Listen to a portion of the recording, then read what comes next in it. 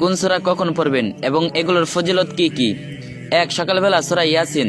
রাসূল সাল্লাল্লাহু আলাইহি সাল্লাম বলেছেন, যে ব্যক্তি দিনের শুরুতে সূরা ইয়াসিন পাঠ করবে তার সকল প্রয়োজন পূর্ণ করা হবে। এটি কোরআনের হৃদয়। সকালে এটি পাঠ করলে সারাদিনের কাজ বরকত পাওয়া যায় এবং মানসিক শক্তি বৃদ্ধি পায়। 2. রাতের বেলা সূরা আল মুলক।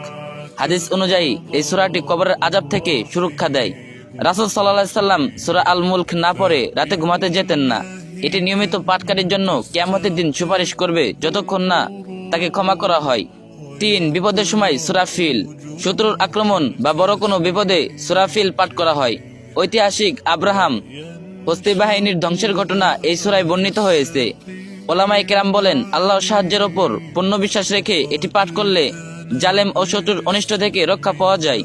4. জাদু ও বদনজরে সূরা ফালাক ও সূরা নাস। এই দুই সূরাকে একত্রে মুআওয়াজাতাইন আশ্রয় প্রার্থনা 2 সূরা বলা হয়। যখন কেউ জাদুর প্রভাব বা মানুষের কুনজরে পড়ে তখন এই সূরা দুটি তাকে নিরাপত্তা দেয়। রাসূল সাল্লাল্লাহু আলাইহি সাল্লাম প্রতি রাতে ঘুমানোর আগে এই 2 সূরা পড়ে নিজের শরীরে ফু দিতেন। 5. মন খারাপ বা দুশ্চিন্তায় সূরা ইনশিরা।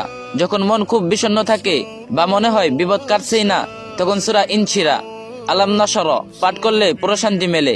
এতে আল্লাহ তাআলা ঘোষণা করেছেন, নিশ্চয়ই কষ্টের সাথেই স্বস্তি আছে। এটি আত্মবিশ্বাস বাড়াতে সাহায্য করে। 6. রোগ ব্যাধিতে সূরা ফাতিহা। সূরা ফাতিহার এক নাম হলো আশ-শিফা বা রোগ মুক্তি। সহিহ বুখারীর বর্ণনা অনুযায়ী সাহাবায়ে কেরাম বিষাক্ত প্রাণীর ধ্বংসন এবং বিভিন্ন অসুস্থতায় এই সূরা পড়ে দম ফু করতেন এবং সুস্থতা লাভ করতেন। এটি সকল রোগের প্রাথমিক আমল।